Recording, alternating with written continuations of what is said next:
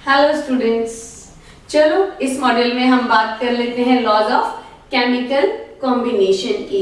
हम इसके बारे में क्यों बात कर रहे हैं बच्चों? हम केमिस्ट्री पढ़ रहे हैं और केमिस्ट्री का मतलब होता है ढेर सारे रिएक्शंस। कुछ रिएक्टेंट्स रिएक्ट करके नए प्रोडक्ट बनाते हैं। हमेशा कुछ रिएक्शंस होते हैं, किसी ना किसी रिएक्टेंट के बीच में। रिएक्टेंट्स कौन से होते हैं? एलिमेंट्स होते हैं, वो डिफरेंट फॉर्म में। एटम्स मैंने आप लोगों को बताया था इससे पहले वाले मॉड्यूल में कि एटम्स जो होते हैं रिएक्शन में पार्टिसिपेट करते हैं और एक नई चीज कोई बनाते हैं। अब ऐसा है कि वो कभी भी कैसे भी, जैसे हमने राजमा चावल लिया, मिक्स कर दिया, बन गया। नो, केमिकल कॉम्बिनेशन वो फिजिकल कॉम्बिनेशन है, फिजिकली मिक्स हो गए हैं, नो प्रॉब्लम, लेकिन उनकी प्रॉपर्टीज तो डिफरेंट है। केमिकल कॉम्बिनेशन में जब एलिमेंट्स या एटम्स मिलकर के नया कोई प्रोडक्ट बनाते हैं तो उनकी केमिकल प्रॉपर्टीज भी अलग हो जाती हैं। वो पहले वाली प्रॉपर्टीज उसमें नहीं रहती और वो डेफिनेट रूल्स को फॉलो करते हैं कंबाइन करते हुए। तो लॉज ऑफ केमिकल कॉम्बिनेशन में 3 रूल्स होते हैं, लेकिन क्योंकि आप लोगों के सिलेबस में 2 ही रूल हैं, हम 2 के ही बारे में बात करेंगे। थर्ड रूल को हम 11th क्लास में जाके पढ़ लेंगे। पहला रूल होता है law of conservation of mass. बच्चों ये क्या होता है? इस लॉ का मतलब ये है कि हम जितने भी रिएक्टेंट्स लेते हैं उनका mass will always be equal to the mass of products, यानी कि mass can never be created nor be destroyed. एक फॉर्म से दूसरे फॉर्म में कन्वर्ट हो गया है, लेकिन जितना मास हमने प्रोडक्ट्स का रिएक्टेंट्स का लिया था उतने ही मास के प्रोडक्ट फॉर्म होंगे। हो सकता है रेशियो डिफरेंट हो जाए, लेकिन मास विल रिमेन सेम। ना तो हम मास को बना सकते हैं, ना हम मास को खत्म कर सकते हैं। तो इसमें हम क्या बोलेंगे? Mass of reactants is equal to mass of products। इसको हम ऐसे शो करते हैं केमिकल इक्वेशन में, रिएक्टेंट्स टू प्रोडक्ट्स। तो इसका मास जो होगा that will be equal to mass of products हमेशा। पहला लॉ है law of conservation of mass. इसमें हम जानते हैं कि मास को है जो रिएक्टेंट्स का मास था वो हमेशा प्रोडक्ट्स के मास के बराबर होगा। Mass of reactant is always equal to mass of products. ठीक है, फिर से जान लें, मास को हम कंजर्व कर सकते, मास को हम सिर्फ कंजर्व कर सकते हैं, हम ना मास को बना सकते हैं ना ही हम मास को डिस्ट्रॉय कर सकते हैं। किसी भी केमिकल रिएक्शन में जितना रिएक्टेंट हम लेके चले थे उतना ही प्रोडक्ट बनेगा। अगर वो रिएक्शन पूरा नहीं हुआ है तो टोटल मास जो होगा, टोटल मास रिएक्शन का कंजर्व रहेगा। टोटल मास जितना रिएक्टेंट का है, जितना प्रोडक्ट का है, टोटल मिलाएंगे तो वो कंजर्व रहेगा। उसमें ना तो कमी आएगी ना ही वो ज्यादा होगा। दूसरा लॉ है हमारा लॉ ऑफ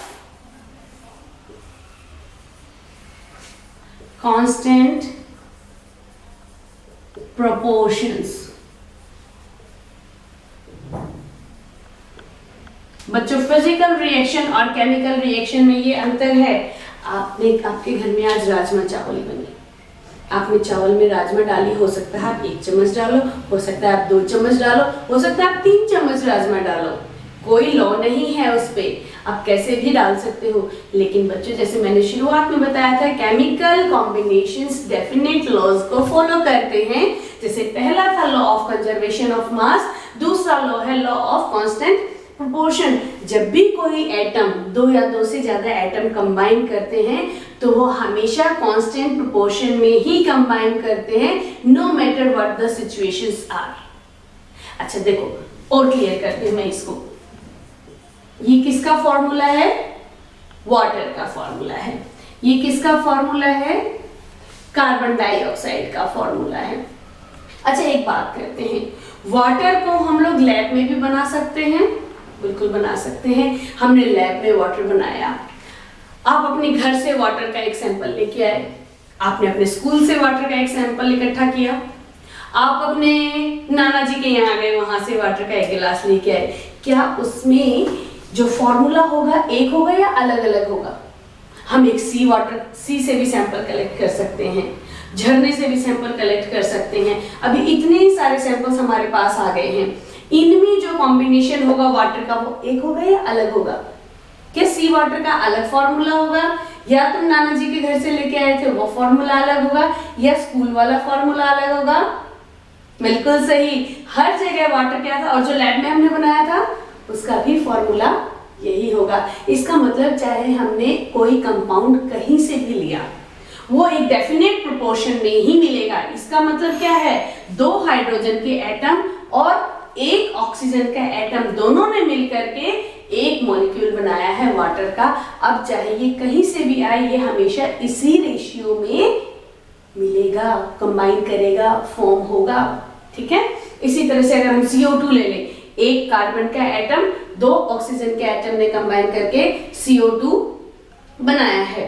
अब CO2 हम लोग रेस्पिरेशन करते हैं तो CO2 गैस रिलीज होती है, हाँ होती है, और हमने कागज जलाया उसमें से भी CO2 गैस रिलीज होगी। क्या दोनों CO2 गैस में कोई डिफरेंस आएगा क्या? बिल्कुल नहीं आएगा। दोनों ही सिचुएशन में 1 कार्बन का एटम और 2 ऑक्सीजन के एटम मिलके एक मॉलिक्यूल कार्बन डाइऑक्साइड का बना रहे हैं। अगर मान लो CO मिल गया तो वो कंपाउंड ही अलग हो जाएगा, ये कंपाउंड नहीं होगा।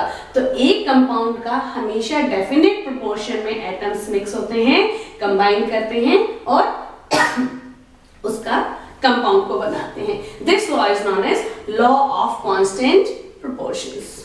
बच्चों, इस मॉड्यूल में आपने देखा लॉ ऑफ केमिकल कॉम्बिनेशंस। अगले मॉड्यूल में हम बात करेंगे आयंस की, एटॉमिसिटी की, polyatomic ions, monoatomic ions के बारे में बात करेंगे।